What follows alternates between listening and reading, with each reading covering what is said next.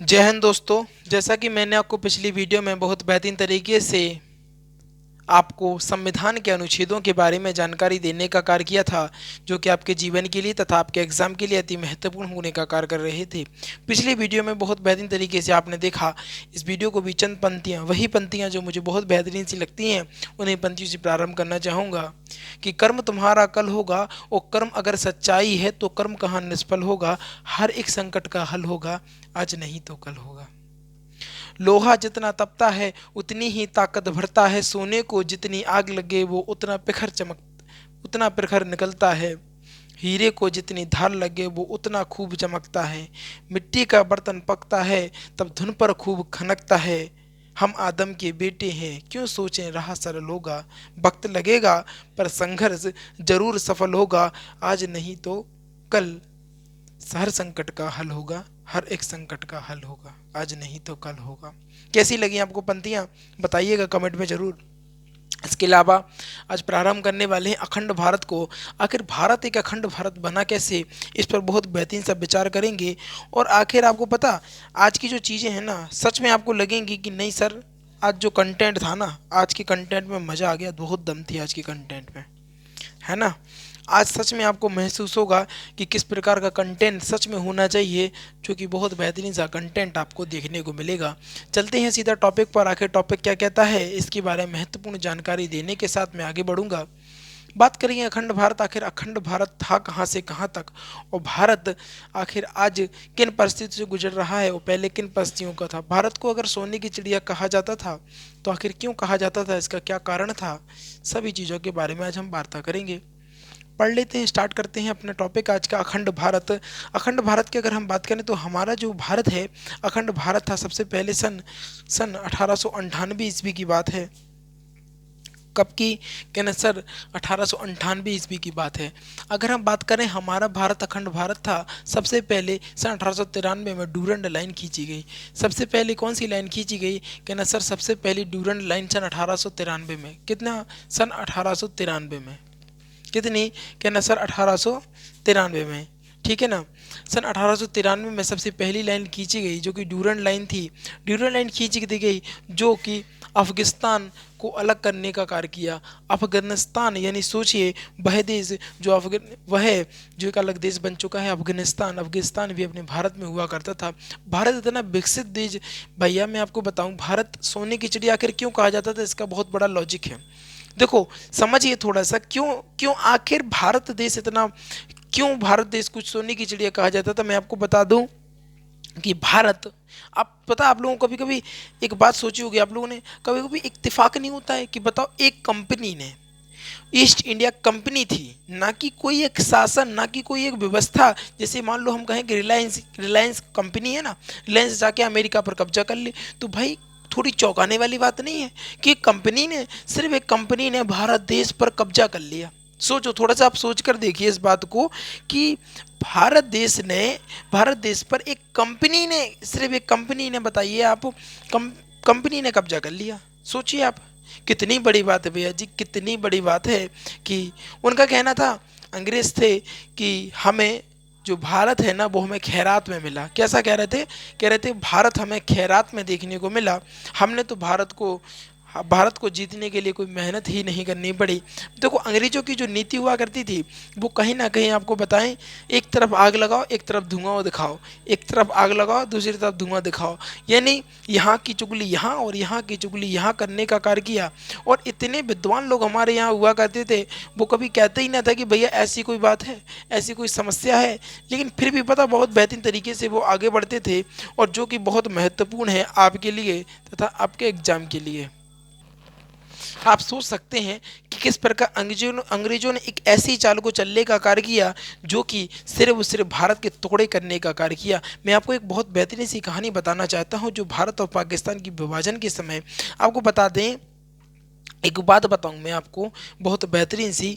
क्या हुआ कि बंगाल विभाजन का जब मुद्दा उठा, बंगाल विभाजन किया गया, अंग्रेजों ने कर दिया कि भैया आज से बंगाल विभाजन घोषित किया जाता है। बंगाल का विभाजन किया, बंगाल का विभाजन किया तो उस समय पता, हिंदू ने कहा नहीं बंगाल का विभाजन नहीं होगा, मुस्लिम ने कहा कि नहीं बंगाल का विभाजन नहीं होगा। दोनों शक्तियां एकत्र हो गई और कहीं ना कहीं बंगाल विभाजन को रद्द करना पड़ा। लेकिन आपको बता दें, जहां अच्छे लोगों का वास होता है वहीं पर बुरे लोग की भी उत्पत्तियां होती हैं। तो वहां पर कहीं ना कहीं एक बीज बो दिया गया था कि एक भारत के टुकड़े को इस तरीके से नहीं, पाकिस्तान मतलब मुस्लिम लोग एक तरफ होना चाहिए, यानी मुस्लिम की कंट्री बनना चाहिए। तब जब ये समस्या उत्पन्न हुई तो जो बीज था ना, जो बीज बोया गया था बंगाल विभाजन के समय अंग्रेजों द्वारा, तो बीज का जो पेड़ निकला वो पाकिस्तान को विभाजित करते हुए निकला। वही बीज का पेड़ है पाकिस्तान। मैं आपको बताना चाहता हूं, अगर अंग्रेजों ने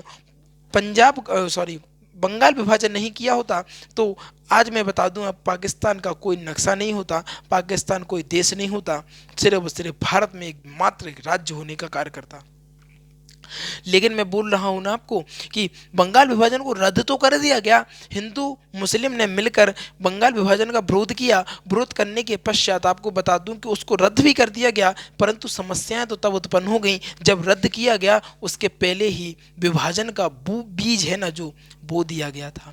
जब विभाजन का बीज बो दिया गया तो उसमें क्या किया जा गया, उसके लिए सिंचाई वगैरह बहुत बेहतरीन तरीके से आराम से कौन करते रहे, अंग्रेज करते रहे। उसमें घी डाल, आग में घी डालने का कार्य करते रहे और उसका जो पेड़ निकला ना, यही है वो पाकिस्तान। यही वो पाकिस्तान है, आपको देखने को मिलता है। आप समझिए अखंड भारत के टुकड़े किस प्रकार हुए। भारत भैया इतना बड़ा भारत हुआ करता था, इतना बेहतरीन सा शासन हुआ करता था, गजब का शासन। भारत को कोई तोड़ नहीं सकता था। भारत को ऐसे ही महाशक्तियों में नहीं गिना जाता था। भारत को ऐसे ही आपको बता दें सोने की चिड़िया कहा नहीं जाता था। भारत सच में एक ब्रांड था, एक सच में एक ऐसी जगह थी जिससे आज अमेरिका यूएस संपन्न हो गए। भारत का धन ले लेकर यूएसए अमेरिका में ले जाया गया, जिससे आज वो संपन्न हो गए। परंतु वही धन जब अपने यहाँ था ना, कहते नहीं है जिस चीज की अपने पास होती है ना उस चीज की कदर नहीं होती है। उस चीज की कदर नहीं थी, सिर्फ और सिर्फ विवाद रहता था जातिवाद पर कि तुम ऊंची जात की हो हम नीची जात, और आज भी यही है। और मैंने कहा है बेटा, इतिहास सभी जितने भी विद्वान हैं सभी ने कहा है कि भैया इतिहास अपने आप को दोहराती है, फिर से दोहराया जाएगा इतिहास को। अगर ऐसे ही हाल रहा ना, ऐसे ही हाल रहा तो फिर से दोहराया जाएगा इतिहास को। हमें इतिहास सीखना चाहिए कि हमें ये गलती की है ना, इन गलतियों को नहीं करना है। इतिहास से हमें सीखना चाहिए। सोचिए अगर भारत गुलाम ही नहीं हुआ होता तो आज कितना विकसित हुआ होता। भारत एक अखंड भारत होता, ना भारत के टुकड़े होते, ना भारत एक बहुत बड़ा देश उभरता हुआ निकलता, बहुत बड़ा देश उभरते हुए निकलता और सबसे नंबर वन रैंक चलती भारत की, भारत का डंका बजता बहुत बेहतरीन तरीके से। लेकिन कहते नहीं है घर का बेदी लंका ढाए। बस वही भेद, यहाँ के भेद बता के चंद पैसों की वजह से घर के लोग बिक गए। चंद पैसों, मुट्ठी भर पैसों की वजह से लालच है ऐसे लोगों पर जो चंद पैसों में अपना ईमान बेच देते हैं, चंद पैसों में। और आज भी भैया, आज भी यही हाल है, चंद पैसों में आज भी ईमान मिल जाते हैं। आज आपको बताएं, किसी ऑफिस में काम कराने जाओ, चपरासी को 500 का नोट दो, हाल झटपट काम। कितनी भी बड़ी लाइन लगी रहे कोई दिक्कत ना है, 500 की पत्ती पकड़ाओ, चपरासी को काम हो जाएगा तुम्हारा। तो आज भी वही चल रहा है। पता, अगर आपको एक चींटी काटती है ना तो आप कहते यार रहने दो, छोड़ो यार, जाने दो, छोटी चींटी ने कहा।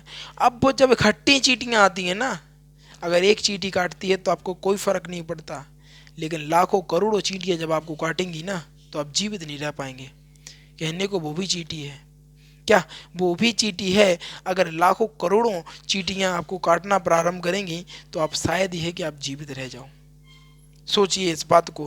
कहते नहीं है एक टुकड़े को, एक पतले से डंडे को, एक पतले से टुकड़े को इन हाथों से तोड़ा जा सकता है, परंतु पूरे गठरे को हाथों से टूटा नहीं जा सकता। तो भारत अगर सब को साथ में लेकर चलता है तो इसका एकमात्र कारण यही है कि भारत की जो संस्कृति है कहीं ना कहीं सबको साथ में ले जाने की संस्कृति है।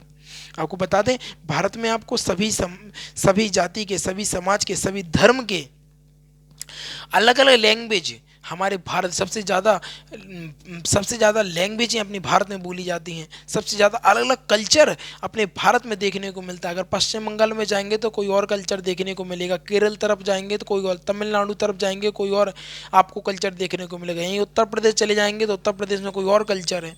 तो अलग अलग कल्चर, अलग अलग लैंग्वेज, अलग अलग भाषाओं के साथ भारत एक संपूर्ण श्रृंगार की तरह आपको देखने का आपको दिखता है ना। तो अखंड भारत के टुकड़े की अगर प्रारंभ की बात करें तो अखंड भारत, देखो सारी स्टोरी आपको समझनी आनी चाहिए, क्योंकि देखो बिना स्टोरी की चीज़ें आपको समझ में नहीं आएंगी। पॉलिटी जो संविधान है ना, ऐसे याद नहीं हो जाएगा। मैंने आपको बोला था कि मैं आपको हर वीडियो में संविधान वहीं का वहीं याद करा के जाऊंगा। इसी वीडियो में आपको संविधान याद होगा। अखंड भारत का देखो, तुम अभी याद ना हो जाए तो कह देना। देखो अगर बात करें हमारा जो अखंड भारत का पहला टुकड़ा था सन 1893 ईस्वी में डूरंड लाइन खींची गई थी जो कि अफगानिस्तान को अलग करती है। भैया ये भारत का पहला टुकड़ा था और भारत के लिए सबसे सदमे वाली बात थी, इतने दुख की बात थी कि पहले टुकड़े को भारत से अलग कर दिया गया। आप सोचिए अगर आपके परिवार का एक सदस्य आपसे अलग हो जाता है, आपसे मतलब खत्म कर देता है, कहते हैं कि नहीं मुझे आपसे कोई मतलब नहीं है, तो आपको किस प्रकार का दुख होगा। वही दुखों का सामना आज भारत को करना पड़ा, वही दुख का सामना आज भारत को करना पड़ा और अखंड भारत का पहला टुकड़ा होने का कार्य किया। बहुत महत्वपूर्ण क्वेश्चन यहाँ से आपको देखने को मिलता है। इसके बाद बात करेंगे आप समझिएगा यहाँ पर कि भारत, अखंड भारत का दूसरा जो दूसरा टुकड़ा है ना, सन 1995 में म्यांमार का पहले एक नाम हुआ करता था, बर्मा बोलते थे जिसको, म्यांमार वो अलग कर दिया गया। सोचो अगर एक घाव तो भर नहीं पाया और दूसरा घाव और हो गया, कितना दुख पहुंचा होगा, कितना दुख पहुंचा भारत की संस्कृति को, भारत के स्वाभिमान को, भारत के कल्चर को, भारत की ताकत को, कितना फर्क पड़ा होगा जब अखंड भारत का एक और टुकड़ा हो गया। अंग्रेजों ने साम दाम दंड भेद की नीति द्वारा, राज हड़पने की नीति के द्वारा कुछ ना कुछ करके किसी ना किसी तरीके से अखंड भारत का दूसरा टुकड़ा कर दिया। सन 1995 ईस्वी में दूसरा टुकड़ा कर दिया, जो कि म्यांमार यानी बर्मा की बात हो रही है, म्यांमार को अलग कर दिया गया। अगर हम पहले टुकड़े की बात करें जो कि अफगानिस्तान है, और भारत और अफगानिस्तान के बीच में एक रेखा खींची गई जिसको हम डूरंड लाइन खींचे हैं, डूरंड लाइन की कहते हैं, जो कि 1893 ईस्वी में यह भारत का पहला टुकड़ा टूटा। इसके बाद अगर हम बात करें दूसरे टुकड़े की, तो कहना सर जो दूसरा टुकड़ा था कहीं ना कहीं ये 1995 में भारत से अलग होने का कार्य किया। अगर हम बात करें, अगर घाव पे घाव दिए जाए ना किसी व्यक्ति को तो झेले नहीं सकता। क्या अपने ही जब घाव देते हैं ना, अपने ही जब घाव देते हैं तो अंदर से आदमी खोखला हो जाता है, मुर्दे के समान हो जाता है। आपको देखिए तो यहाँ पर भारत के दो टुकड़े हो गए। यदि एक परिवार के दो सदस्य छोड़ के चले जाते हैं तो उस परिवार को, मान लीजिए जी माँ बाप है, माँ बाप के दो पुत्र हैं, एक ने पहले कहा कि नहीं हमें आपसे मतलब नहीं है, हमें कोई मतलब नहीं है, और वो छोड़ के चला जाता है, और कुछ दिन के बाद दूसरा बेटा भी कहता है कि मुझे आपकी कोई ज़रूरत नहीं है, आपने मेरे लिए किया ही क्या है। ऐसे शब्दों का प्रयोग करके वो दूसरा भी चला जाता है। तो सोचिए उन माँ बापों पर क्या बीतती होगी, वही भारत पर बीतने का कार्य कर रहा था। वही भारत की हालत थी। भारत कहीं ना कहीं कमजोर होता जा रहा था, भारत अंदर ही अंदर खोखला होता जा रहा था, क्योंकि कमियां अपनों में थी, क्योंकि जाति धर्म विवाद के नाम पर लोगों को लड़ना उनको ये दिख नहीं रहा था कि भैया हमारे टुकड़े टुकड़े हो रहे, लोग हमें अपनों का ही विरोधी बना रहे हैं। आप सोचो इस हाथ से कहा जाए कि तुम इस हाथ के दुश्मन हो, तो क्या यार, समझो ना, तुम खुद समझदार हो, ये हाथ है और ये हाथ है। इस हाथ से कहो कि तुम इस हाथ के दुश्मन हो, क्या तुम इस हाथ को मारोगे तो क्या तुम्हें दर्द नहीं होगा? इस हाथ से लेके पेन को गुच्चों के इधर पे घुमूसा मार दोगे, या इस मार्कर से लेके हम इधर पे गद्दी में मारें तो ये इस हाथ से हमें दर्द नहीं होगा क्या? या ये हाथ लेके यहाँ मारा जाए तो क्या ये दर्द हमें नहीं होगा? आखिर कहीं ना कहीं भारत कमजोर हो रहा था, क्योंकि घाव पे घाव दिए जा रहे थे, अंग्रेज घाव पे घाव दिए जा रहे थे, और भारत कहीं ना कहीं कमजोर होता हुआ दिख रहा था।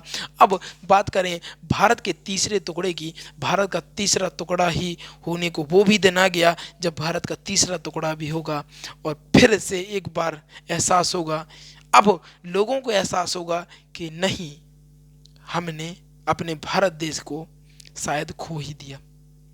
हमने भारत देश के कल्चर को नहीं संभाल पाया, हमने अपने भारत देश की शक्ति को नहीं जान पाया। अब जाके लोगों को एहसास होगा जब अखंड भारत का तीसरा टुकड़ा यानी पाकिस्तान 1947 में अलग हो जाएगा और पाकिस्तान का विभाजन होकर मुस्लिम, जो कि मुस्लिम संख्या पर हुआ, और एक और पूर्वी पाकिस्तान तथा एक और पश्चिमी पाकिस्तान हो गया। एक और पूर्वी पाकिस्तान तथा एक और पश्चिमी पाकिस्तान हो गया और बाद में पूर्वी पाकिस्तान बांग्लादेश बन गया, जो कि रेड क्लिफ रेखा तथा भारत और पाकिस्तान को अलग करती है। अब इस लाइन को समझेंगे बहुत बेहतरीन तरीके से। इस लाइन को कंप्लीट कर लेते हैं फिर बताते हैं।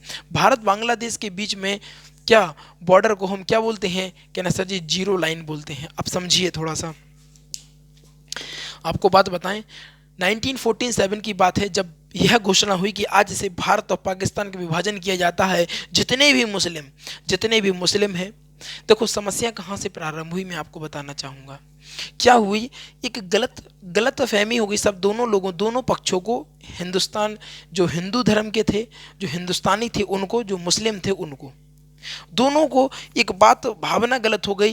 क्या हुआ कि पाकिस्तान से जो ट्रेन आती थी, जिसको हम कौन सी एक्सप्रेस बोलते हैं, बताइए जल्दी जल्दी बताइए। हमें पढ़े लिखे सभी लोग हैं, सभी लोग तैयारी कर रहे हैं, जल्दी से बताओ, एक बात का कमेंट करो कि भारत और पाकिस्तान के लिए कौन सी ट्रेन चलती है, जल्दी बताओ, जल्दी बताओ। तो समस्या क्या है, देखो 1947 में क्या हुआ, वो ट्रेन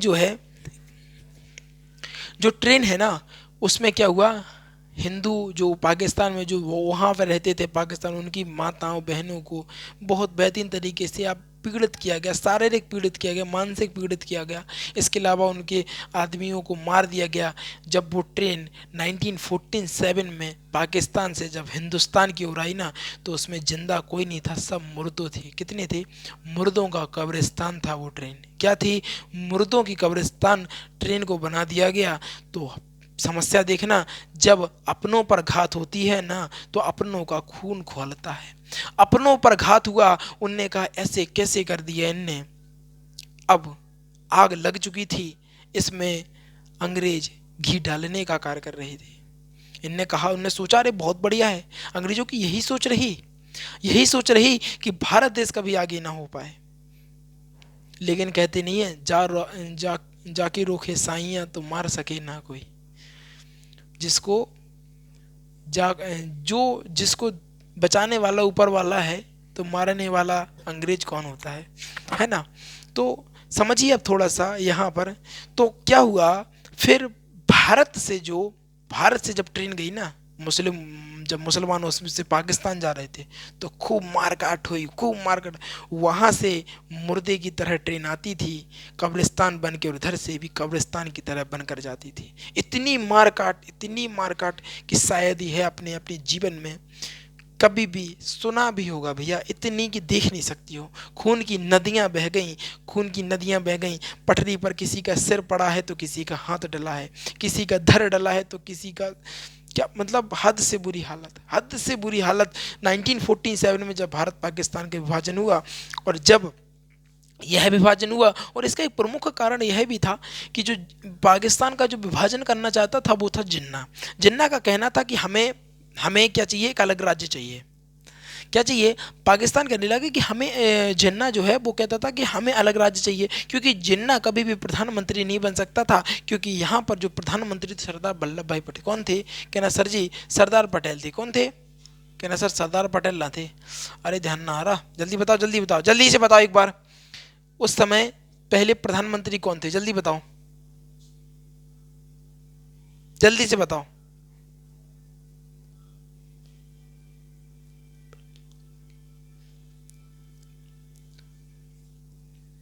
है ना। तो समझिए आप, कहीं ना कहीं बहुत बहुत मार काट हुई, बहुत बहुत कुछ देखने को मिला। सरदार पटेल जो थे, जब देश आज़ाद हुआ तो भारत में 500 रहते थे।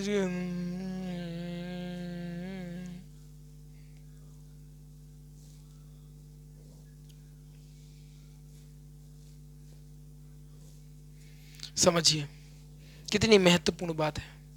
तो जब ऐसा हुआ ना, तो जिन्ना कहने लगा कि नहीं, हमें पाकिस्तान एक स्वतंत्र राज्य चाहिए। क्या कहने लगा? पाकिस्तान कहने लगा कि स्वतंत्र राज्य चाहिए हमें।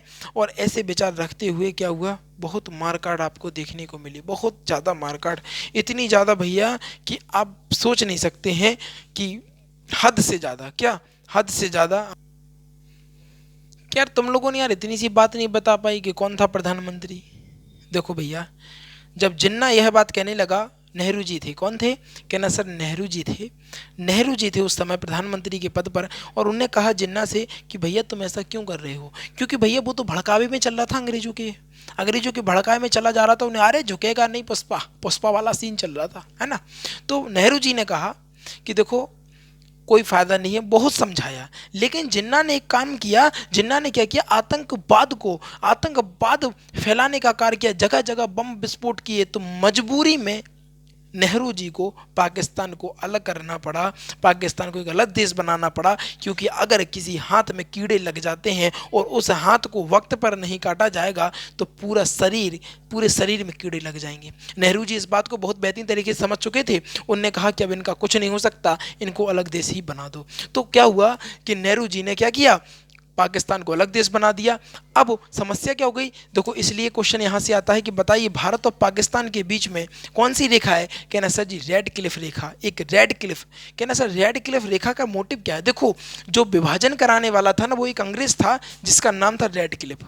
क्या था? कहना सर रेड क्लिफ था। जितनी भी रेखाएं हैं ना तो उन्हीं के नाम पर बनेगी। जैसे डूरंड है, डूरंड एक अफसर था अंग्रेज का, उसने ये करवाया था इसलिए उसका डूरंड लाइन पड़ी। रेड क्लिफ क्या था? एक ऑफिसर था अंग्रेजों का, तो उसको रेड क्लिफ रेखा जोड़ा गया। इसके बाद यह भी क्वेश्चन आता है कि बताओ भारत और बांग्लादेश के बीच में कौन सा बॉर्डर? कहना जीरो लाइन बॉर्डर। कौन सा? जीरो लाइन बॉर्डर से भी हम जानते हैं। अब सुनो आगे। अंग्रेजों ने कहा, समझो, अंग्रेजों ने कहा कि 1857 की क्रांति से निकले हुए थे सभी लोग, बहुत थके हुए थे, कि अंग्रेजों ने कहा नहीं अब ये कब्जे में ना आ रहे, अब इनको छोड़ना पड़ेगा। तो उन्होंने कहा ठीक है कोई दिक्कत ना है। आखिरी तक छल कपट करते रहे भाई साहब, ये अंग्रेज आखिरी तक छल कपट करते रहे। इन्होंने छोड़ो ना है, ये तो सोच रहे थे कि ये दोस्त हो जाए, कभी सिर उठा ही ना सकें। लेकिन कहते नहीं है, जब देश महान नेताओं के संघर्ष में हो ना, संपर्क में हो ना, तो भैया क्या बिगाड़ेगा कोई यार। नेहरू जी जैसे बेहतरीन, आपको बता दें अटल बिहारी वाजपेयी ऐसे बेहतरीन लोग नेता हुआ करते थे ना कि पर खच्चे उड़ जाते लोगों के, क्या पर खच्चे उड़ जाते थे। मैं बता दूं आपको, अटल बिहारी वाजपेयी और एपीजे अब्दुल कलाम की जब सरकार थी ना, इनकी जोड़ी से पता अमेरिका, यूएसए, चीन सारा डरता था भाई, सर थर थर कांपते थे। क्योंकि ऐसी जोड़ी शायद ही अब दोबारा उत्पन्न होगी, दोबारा दोनों साथ में ऐसे व्यक्ति आपको देखने को मिलेंगे, शायद ही है। इनका जब दबदबा चलता था ना, पता जैसे डरते थे लोग बाग। आज भी चीन इतना डरता है, इसका एकमात्र कारण यही है कि वो ऐसे काम कर गए ना कि आज भी चीन डरता है। समझिए आप, ऐसी जोड़ी शायद ही अब देखने को मिले। अब तो राजनीति है, राजनीति आप पहले उनको देश की चिंता थी भाई, प्रधानमंत्री के पद को ठुकरा देते थे, कहते नहीं चाहिए, ऐसे लोग थे भाई। और अब तो राजनीति चली है, धर्म की राजनीति, गंदी राजनीति हो गई। अब तो सिर्फ सब ठीक है वो तो है।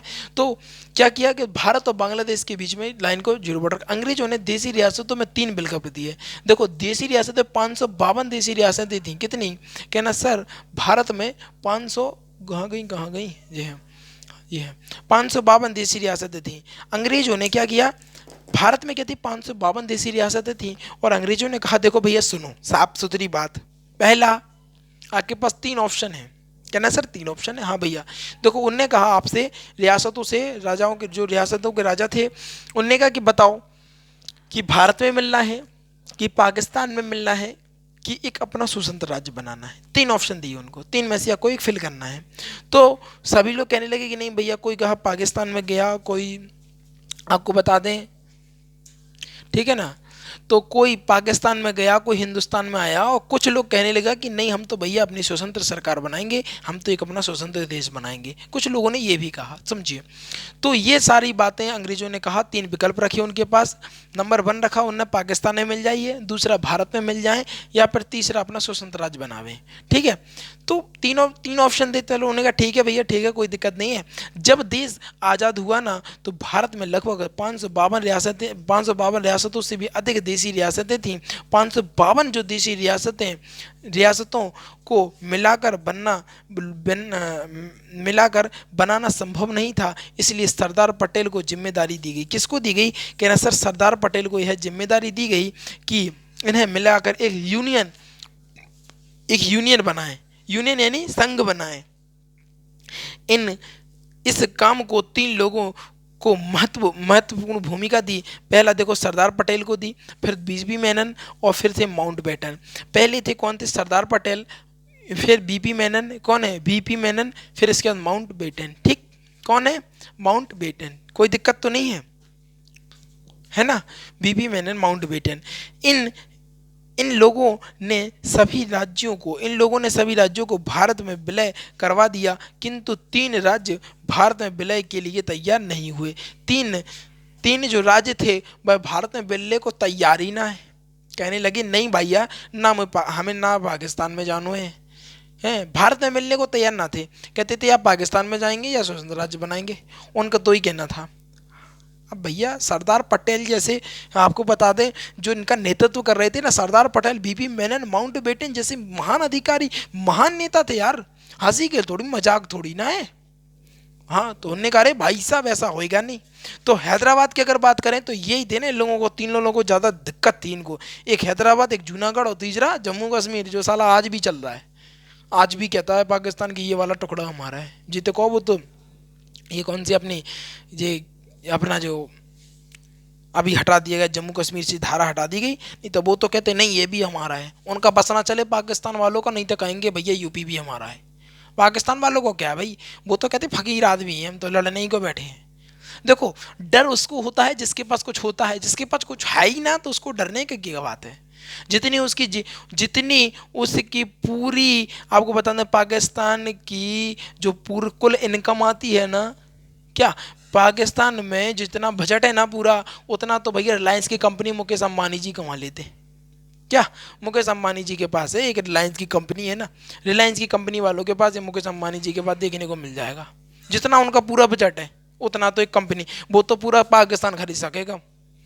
ठीक है, हैदराबाद की बात करें तो हैदराबाद के निजाम थे, हैदराबाद को पाकिस्तान में मिलाना चाहते थे। मैं इसको कल भी बता चुका हूँ, चाहते थे, किंतु सरदार पटेल ने पुलिस की वर्दी में, देखो मैं कह रहा हूँ ना, बहुत बेहतरीन नेता थे, बहुत बेहतरीन। पहले पता, पदों के लिए नहीं लड़ा जाता था, पहले देश के लिए सोचा जाता था। आज तो पद के लिए लोग सोचते, पहले देश के लिए सोचा करते थे। इतने महान लोग थे।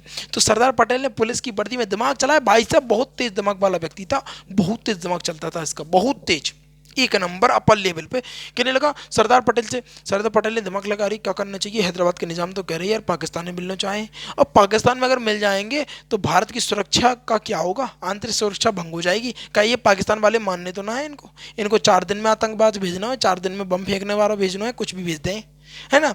तो लेकिन सरदार पटेल ने बहुत बेहतरीन तरीके से दिमाग लगाया। उन्होंने कहा नहीं भाई साहब ऐसा नहीं होने देंगे। और उन्होंने क्या किया, पुलिस की वर्दी में, क्योंकि देखो सेना का इलाउ नहीं थी, सेना वहां पर इलाउ नहीं थी कि आप सेना के द्वारा या किसी जबरदस्ती के द्वारा आप भारत में मिला लें। तो हम कह रहे हैं ना, बहुत दिमागदार व्यक्ति था। पुलिस की वर्दी में किसको भेजा, पुलिस की वर्दी में सेना को भेज दिया।